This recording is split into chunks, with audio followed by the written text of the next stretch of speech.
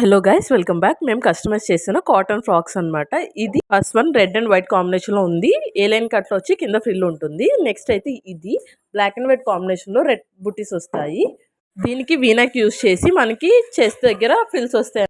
Front back కూడాను. ప్రతి dress కి పాకెట్ అనేది ఇచ్చాము.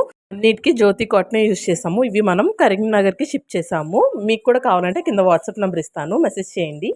నచ్చితే లైక్ చేసి సబ్స్క్రైబ్ చేయండి.